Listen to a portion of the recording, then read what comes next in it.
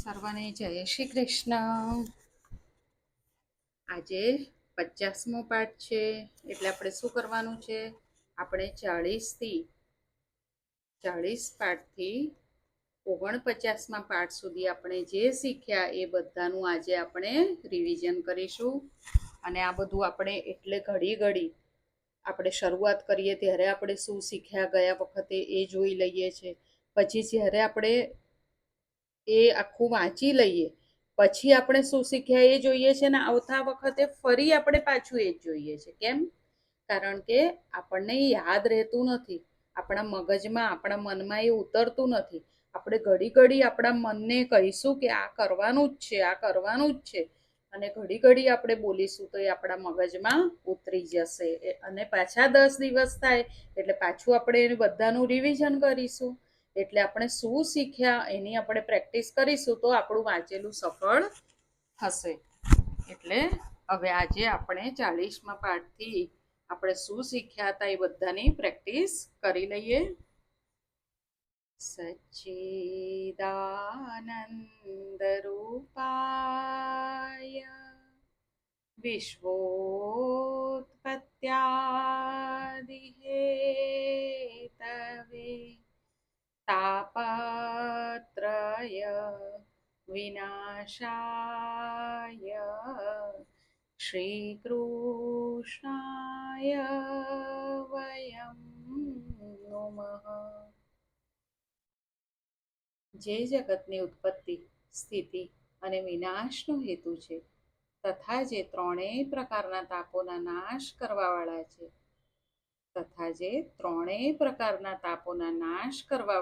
એવા સચ્ચિદાનંદ સ્વરૂપ ભગવાન શ્રી કૃષ્ણને અમે વંદન કરીએ છીએ. આપણે 40ના પાઠમાં શીખ્યા હતા કે ભક્તિ તીવ્ર હોવી જોઈએ. તીવ્રતા વગરની સાધારણ ભક્તિ ચાલે નહીં. ભક્તિ તીવ્ર હોવી જોઈએ. જો આપણે થોડું ભગવાનનું નામ લઈશું તો આપણને કેટલા આવ જન્મ આમ જ પતી જશે. હું પણ કેટલી વાર ભૂલી જઉં છું પ્રભુનું નામ લેવાનું. ક્યાંય ફરવા ગઈ હું આ તે પછી હું પાછું યાદ કરું એવી રીતે મારા મનને કહેતી રહું કે ભલે હું ક્યાંય ફરું, કંઈ પણ કરતી હોઉં, પણ પ્રભુને હું ક્યારેય ભૂલું નહીં. તો આપણે જ્યાં આપણે હોઈએ ત્યારે ત્યાં આપણે કોઈ પણ બહાને પ્રભુને યાદ કરતા રહેવાનું. એટલે ભક્તિ તીવ્ર હોવી જોઈએ. પ્રેમાનંદ મહારાજને પણ હું સાંભળું છું, જે વૃંદાવનના છે, એ પણ બોલે છે ને કે તમે થોડી ભક્તિ કરશો તો કેટલા જન્મો નીકળી જશે, પણ તમે એવી ભક્તિ કરો, એવું નામ જપ કરો, 24 કલાક તમે યાદ રાખીને, તો એ ટાઈમ તમારો થોડાક જ ટાઈમમાં આપણી ભક્તિ સિદ્ધ થશે, આપણને પ્રભુ મળશે. તો આપણે ધ્યાન રાખવાનું. હવે ઘણા લોકો કે હું તો આમને નથી માનતો, આમના લોકોનું જ સંભળાય. એટલે અલગ ધર્મ, હિન્દુ જ હોય પણ કે અમે તો આમનું જ સાંભળીએ, આમનું ના સાંભળીએ, એવું ઘણા લોકો કહેતા હોય છે. એમની રીતે બરાબર હશે, પણ હું એવું વિચારું છું કે જેનાથી પ્રભુમાં પ્રેમ થાય, પછી એ ગમે તે હોય, પણ જેને સાંભળીને આપણને પ્રભુ યાદ આવે, જેને સાંભળીને આપણને પ્રભુમાં પ્રેમ થાય, એ આપણે સાંભળવું જોઈએ, એવું હું માનું છું. તો આપણે જોયું હતું કે ભક્તિ તીવ્ર હોવી જોઈએ. તીવ્રતા વગરની સાધારણ ભક્તિ ચાલે નહીં. ભોગી જ્ઞાન માર્ગ હોય કે ભક્તિ માર્ગ, તેમાં આગળ વધી શકે નહીં. કોણ? જે ભોગી હોય એ ભક્તિ માર્ગ હોય કે જ્ઞાન માર્ગ, એમાં આગળ વધી શકે જ નહીં. કેમ? કારણ કે ભોગ ભક્તિમાં બાધક છે, જ્ઞાનમાં પણ ભોગ બાધક છે. ભોગનો ત્યાગ તો કરવો જ પડશે. ભોગના ત્યાગમાં હંમેશાનું સુખ છે. અગર આપણે ભોગનો ત્યાગ કરીશું તો એમાં આપણને હંમેશા માટેનું સુખ છે. 41મા દિવસે આપણે શીખ્યા હતા કે જેનું મરણ સમીપ આવ્યું હોય તે સંસારને ભૂલવાનો પ્રયત્ન કરે અને પ્રભુનું ધ્યાન કરે. પરમાત્માની સેવા કરતા પુરુષત્વ અને સ્ત્રીત્વનું ભાન જાય તો ગોપી ભાવ સિદ્ધ થાય. સેવા કરતા આપણે ભૂલી જોઈએ કે હું સ્ત્રી છું કે પુરુષ. આપણે સેવામાં જ એવા તન્મય થઈ જઈએ કે હું જીવ છું અને સામે મારા પ્રભુ છે. તો ગોપીભાવ સિદ્ધ થાય અને પરમાત્માની નિત્ય લીલામાં પ્રવેશ મળે. નિત્ય શું છે? પ્રભુનું સ્વરૂપ, પ્રભુની લીલા, પ્રભુનું નામ, પ્રભુનું ધામ અને પ્રભુનું પરિકર નિત્ય છે. માયા એ નર્તકી છે. આ જે સંસાર એ માયા જ છે, એ નર્તકી છે, એ બધાને નચાવે છે. નર્તકી માયાના મોહમાંથી છૂટવું હોય તો શું કરવાનું? નર્તકીને ઊંધું કરી નાખો તો શું થશે? કીર્તન. કીર્તન કરો એટલે માયા છૂટશે. પ્રભુએ કહ્યું છે, મને જેવો નિરંતર ભજે છે તેઓ આ માયાને અથવા સંસારને તરી જાય છે. તેથી મનુષ્યએ સર્વ સમયે પોતાની સંપૂર્ણ શક્તિથી ભગવાન શ્રી હરિનું જ શ્રવણ, કીર્તન અને સ્મરણ કરવું જોઈએ.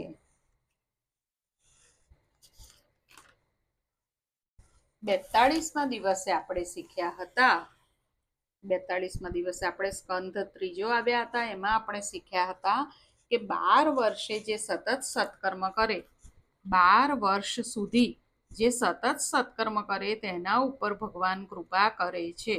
એટલે આપણે કોઈ નિયમ પણ રાખ્યો હોય ને કે હું રોજ યમનાષ્ટક કરીશ કે હું રોજ આ પાઠ કરીશ, તો એ નિયમ આપણે રાખ્યો હોય, આપણે રોજ કરતા હોય, પછી આપણને એમ થાય કે હજી આનું કંઈ ખબર તો પડતી નથી કે આનું કંઈ મળ્યું નથી. એ મળવાની આશા જ ના રાખવાની હોય, પણ મનમાં ક્યારેક એવો વિચાર આવે તો એ વસ્તુ આપણે જે નિયમ લીધો હોય 12 વર્ષ સતત કરવું પડે, ત્યારે ભગવાન કૃપા કરે. 12 વર્ષ એક જગ્યાએ રહી ધ્યાન કરે તેને પ્રભુ દર્શન આપે છે. જીવ દીન બનીને ઈશ્વરના શરણે જાય તો જીવને ઈશ્વર ખૂબ માન આપે છે. હજી આપણે શીખ્યા હતા કે આહાર જો સાદો અને શુદ્ધ હોય તો શરીરમાં સત્વગુણ વધે.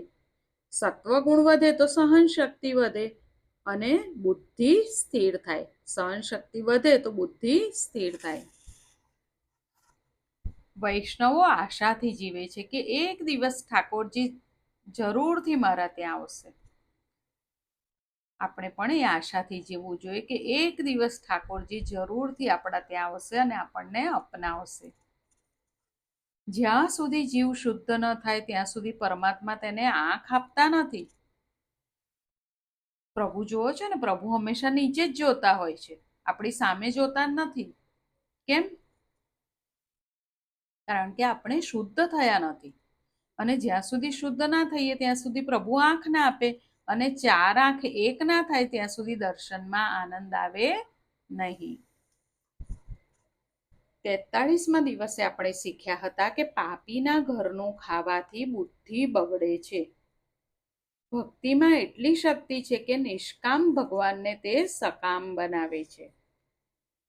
એટલે ભગવાનને ભૂખ લાગતી નથી, પરંતુ ભક્ત હોય એનામાં એટલી તીવ્ર ઈચ્છા હોય કે મારા પ્રભુ આરોગે, એટલે પ્રભુને ભૂખ લાગે છે. એટલે નિષ્કામ ભગવાન સકામ બન્યા ને એ રીતે. સંગનો રંગ મનને લાગે જ છે. આ તો ખાસ યાદ રાખવા જેવું છે. સંગનો રંગ મનને લાગે જ છે. જેના સંગમાં આવશો તેવા તમે બનશો. એટલે બને ને તો મને એવું લાગે કે બધાથી દૂર જ રહેવું જોઈએ. કારણ કે આપણને ખબર નથી કોણ કેવું છે, અને આપણને એમ થાય કે આપણને કોઈ જોઈએ છે તો સત્સંગીનો સંગ કરવો જોઈએ કે જે આપણને પ્રભુની પાસે લઈ જાય. તો એટલે જ મારે વધારે ફ્રેન્ડ નથી કે હું વધારે બહાર કોઈમાં જલ્દી મિક્સ નથી થતી. કારણ કે મને એમ થાય કોણ કેવું છે, આપણે એના લીધે જો અગર પ્રભુને ભૂલી ગયા તો શું મતલબ છે. એટલે સત્સંગી જે હોય એની સાથે રહેવું જોઈએ. ક્યાં પછી એકલા રહીને આપણે વાંચન કરીએ કે કથા સાંભળીએ, સત્સંગ કરીએ, એમ કરવું. તો સંગનો રંગ મનને લાગે જ છે. જેના સંગમાં આવશો તેવા તમે બનશો. સંગથી જીવન સુધરે છે અને બગડે પણ છે. હવે આપણે કોનો સંગ રાખવો જોઈએ? જે આપણાથી જ્ઞાન, ભક્તિ, વૈરાગ્યમાં આગળ હોય તેનો સંગ રાખવો જોઈએ. પ્રાતઃ સમયમાં ઋષિઓને યાદ કરવા. આપણે સવારે ઉઠીએ તો આપણે ઋષિઓને યાદ કરવા, તો તેમના ગુણો આપણામાં ઉતરી આવે છે. હવે આ મેં જ્યારથી વાંચ્યું ને ત્યારથી હું પણ સવારે ઉઠીને યાદથી બોલું. શું બોલું ખબર છે? જે આપણે વાંચ્યું હતું એ જ, કે હે પ્રભુ, શ્રી શંકરાચાર્ય જેવું જ્ઞાન, શ્રી મહાપ્રભુજી જેવી ભક્તિ, શ્રી સુખદેવજી જેવો વૈરાગ્ય મને પ્રાપ્ત થાય. એટલે હું પણ બને ત્યાં સુધી યાદ રાખીને આ બોલી જઉં છું. હા, ગોત્રોચ્ચાર રોજ કરવો જોઈએ, રોજ પૂર્વજોને વંદન કરવા જોઈએ. હવે જો આપણે આમાંથી અમુક વસ્તુ ભૂલી ગયા હોય તો વાંધો નહીં, જરૂરી નથી કે આપણને બધું યાદ રહે, પણ પછી ક્યારેક તો યાદ આવશે ને, અરે આ તો મેં સાંભળ્યું હતું.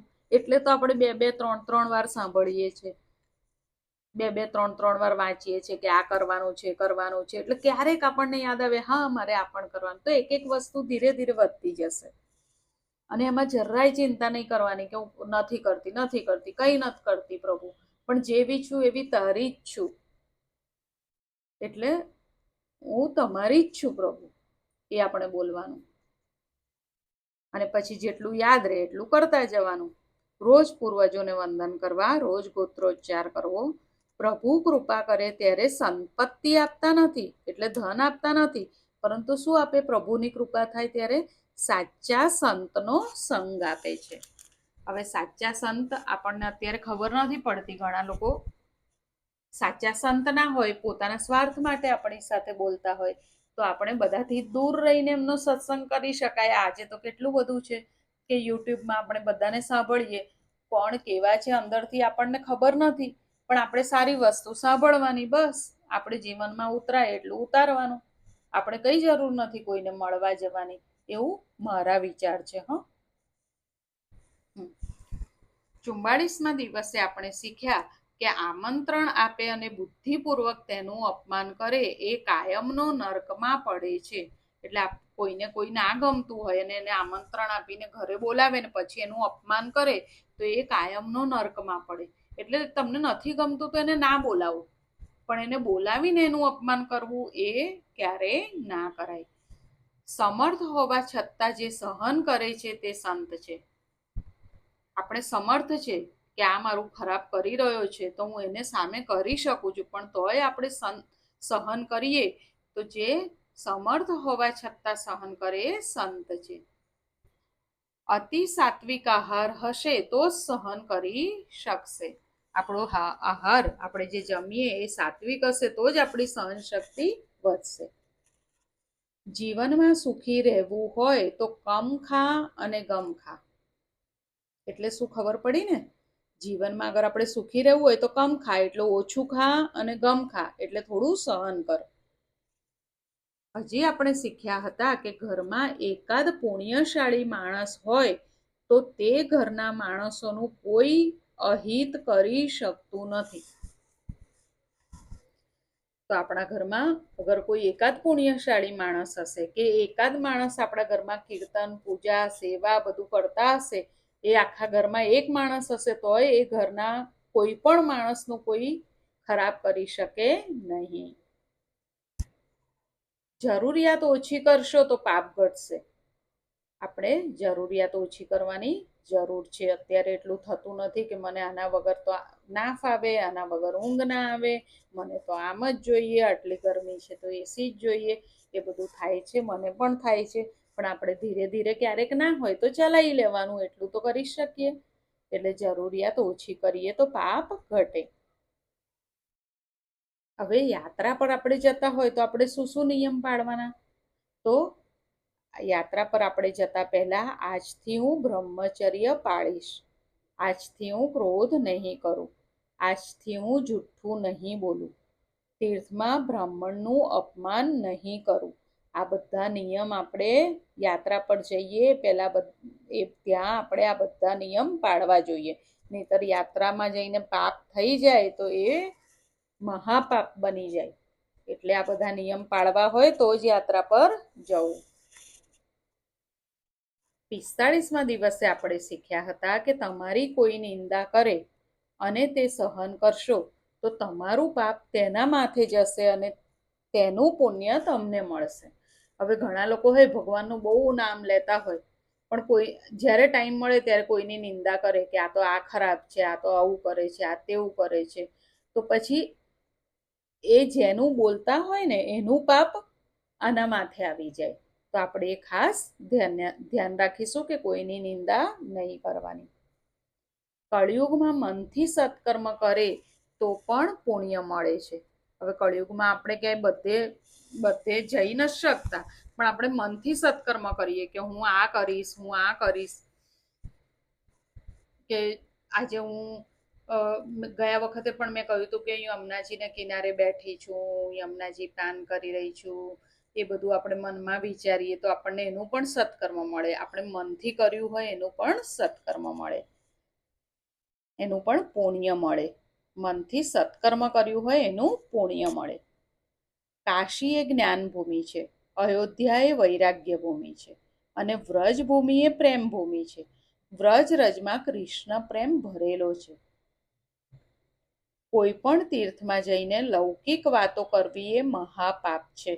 આપણે કોઈ પણ તીર્થમાં જઈએ અને પછી આણે આમ કર્યું હતું ને આણે આમ કર્યું હતું આવી બધી વાત કરીએ તો એ પાપ છે. એટલે આપણે તીર્થમાં જઈને લૌકિક વાતો કરાય નહીં. ગાયોની વચ્ચે બિરાજેલા શ્રી કૃષ્ણનું ધ્યાન કરવાથી જલ્દી તન્મયતા થાય છે. હવે આપણે પ્રભુને ઘડી ઘડી યાદ કરીએ છીએ તો એમાં એવા પ્રભુને પણ યાદ કરવાના કે પ્રભુ ગાયોની વચ્ચે બિરાજેલા છે, તો એમાં આપણને જલ્દી તન્મયતા થશે. પ્રભુનો વિરહ અતિશય તીવ્ર બને ત્યારે પરમાત્મા મળે છે. ક્યારે મળે પરમાત્મા? જ્યારે વિરહ અતિશય તીવ્ર બને કે મારે પ્રભુને મળવું જ છે, અને એવો વિરહ બને કે એમ થાય કે હમણાં પ્રાણ નીકળી જશે, તો પ્રભુ મળે. તીર્થમાં સ્નાન કરવાથી મન એકદમ શુદ્ધ થતું નથી. હવે આ કુંભ સ્નાન કરવા બધા જાય છે, હું પણ ગઈ હતી, પણ સ્નાન કરવાથી એકદમ મન શુદ્ધ થતું નથી. પણ ત્યાં કોઈ સંત રહેલા હોય, એ સંતનો સત્સંગ કરવાથી મન અતિ શુદ્ધ થાય છે. જગતમાં જ્યાં સુધી મનુષ્ય કોઈ જીવનો છે ત્યાં સુધી તે ભગવાનનો થઈ શકતો નથી. પ્રભુને રોજ મનાવો કે એક વાર કહી દો કે તું મારો છે. અને જ્યારે ભગવાન આપણે તો પ્રભુને કહીએ જ છે કે તું અમારો છે, પણ જ્યારે ભગવાન કે તું મારો છે ત્યારે બ્રહ્મ સંબંધ સાચો. ભોગમાં સંતોષ માનજો પણ ભજનમાં સંતોષ માનશો નહીં. ભક્તિ એવી કરો કે ભગવાનને તમારું સ્મરણ થાય, ભગવાન તમને યાદ કરે કે અરે આ મારું ભક્ત છે, કેવી ભક્તિ કરે છે. હે પ્રભુ, અમે ક્યારે પહોંચીશું અહીંયા? કૃપા રાખજો તમારી. 47મા દિવસે આપણે શીખ્યા હતા કે પાપ જાણીને કરો કે અજાણતા, પાપની સજા તો ભોગવવી જ પડે છે. ભોગવ્યા વગર પાપનો નાશ થતો નથી. ઠાકોરજીને ઉત્તમમાં ઉત્તમ વસ્તુ અર્પણ કરવી તેનું નામ ભક્તિ. હવે બીજું આપણે શીખ્યા હતા કે જે દેવ હોય ને, દેવ, એની ભૂલ થાય તો એ મનુષ્ય બને, પણ જો મનુષ્ય ભૂલ કરે તો એ પશુ બને છે. ભગવાન જેના ઉપર કૃપા કરે તેનું મન શુદ્ધ થાય છે. પ્રભુ કૃપા કરે તો આપણું મન શુદ્ધ થાય, અને મન શુદ્ધિ વગર ઈશ્વર દર્શન થતું નથી. એ પ્રભુ અમારા ઉપર પણ કૃપા કરો.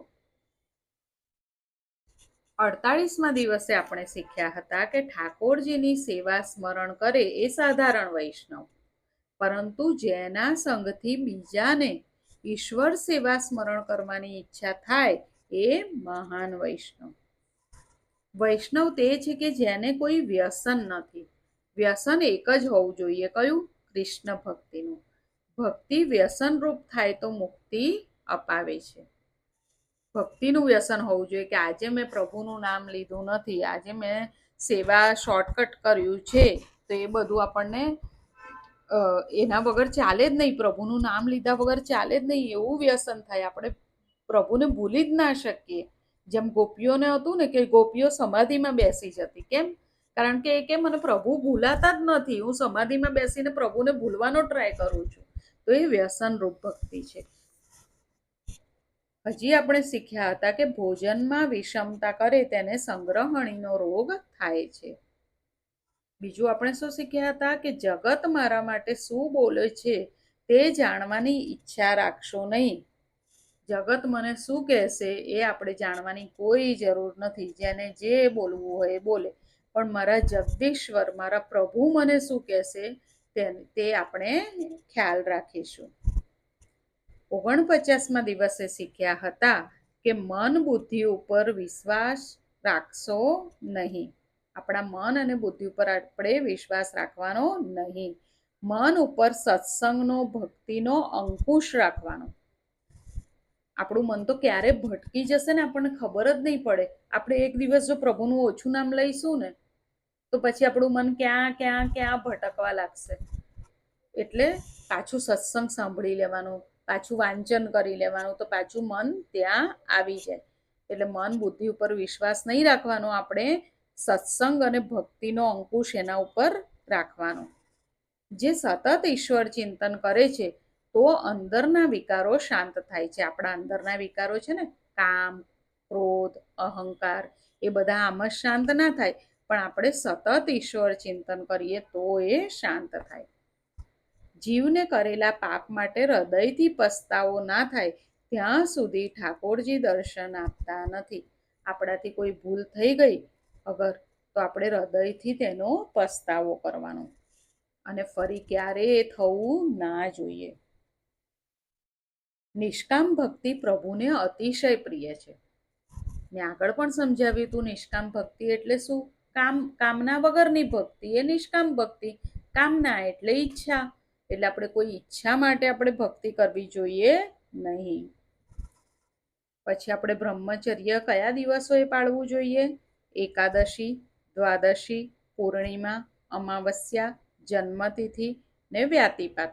આ બધા જે મોટા મોટા દિવસો હોય એ દિવસોએ આપણે બ્રહ્મચર્ય પાળવું જોઈએ. લોભને સંતોષથી મારવો. હવે આપણને લોભ હોય કે મને આ જોઈએ છે, મને આ જોઈએ છે, તો આપણી પાસે શું છે એ આપણે જોવું કે મારી પાસે તો આ છે, તો મને નથી બીજાની જરૂર. તેવી રીતે ધીરે ધીરે સંતોષ કેળવવાનો અને લોભને મારવાનો. વરા ભગવાને સંતોષનો અવતાર છે. કેવી રીતે વરા ભગવાન સંતોષનો અવતાર છે બોલો? આપણે સાંભળ્યું હતું ને કથામાં ગયા વખતે. ક્યારેક તમને કંઈ પૂછવું હોય, કંઈ હોય, તો તમે કોમેન્ટમાં મને પૂછી શકો, તો મને પણ વધારે આનંદ આવે. મને પણ એટલું કંઈ જ નથી આવડતું, હું વાંચી વાંચીને જ બધું બોલું છું. પણ તમે કંઈક ક્યારે પૂછો તો હું પણ એની શોધ કરું અને આપણે એનો જવાબ મેળવી શકીએ. તો ક્યારે કંઈ પૂછવું હોય તો કોમેન્ટ કરીને મને પૂછવાનું. વરા ભગવાન સંતોષનો અવતાર કેવી રીતે છે? કારણ કે વરા ભગવાને પૃથ્વી રસાતાળમાં ડૂબી ગઈ હતી તો બહાર કાઢી. તો પૃથ્વીને બહાર કાઢી તો પૃથ્વી કોની થઈ? પ્રભુની થઈ ને. પણ પ્રભુએ પૃથ્વી કોને આપી દીધી? મનુ મહારાજને, એટલે મનુષ્યને આપી દીધી. તો પ્રભુને સંતોષ છે, પ્રભુને કંઈ જોઈએ છે, આ જોઈએ છે, આ મારું બધું પ્રભુનું જ છે, પણ સંતોષ છે, એટલે વરા ભગવાને સંતોષનો અવતાર છે. હજી આપણે બહુ મોટી વાત શીખ્યા હતા કે યજ્ઞ કરવો જોઈએ. હવે યજ્ઞ તો આપણે બધા કરી નથી શકવાના, તો આપણે અગર સાચું બોલીએ ને, હંમેશા સાચું બોલીએ, તો એ પણ એક યજ્ઞ જ છે. એટલે આપણે ભલે ક્યારેક એવી પરિસ્થિતિ આવે છે, મારે પણ એવું થાય કે હવે આ નહીં બોલાય, તો હું સાચું ના બોલું ને, તો હું ખોટું એ ના બોલું, પણ ખોટું બોલવું જોઈએ નહીં. તો સત્ય બોલવું એ પણ એક યજ્ઞ છે. સત્ય બોલવું એ એક યજ્ઞ છે. એ ધ્યાન રાખવાનું ને હંમેશા સાચું બોલવાનું.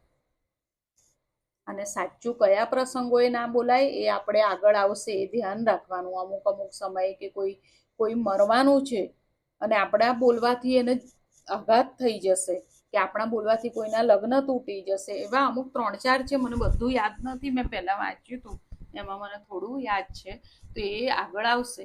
બાકી એ મોટા પ્રસંગ સિવાય ક્યારેય અસત્ય બોલવું જોઈએ નહીં. આપણા સ્વાર્થ માટે તો ક્યારેય ખોટું બોલવું જોઈએ નહીં. આજે અહીંયા સુધી રાખીએ. સૌને જય શ્રી કૃષ્ણ. ફરી જલ્દી મળીશું.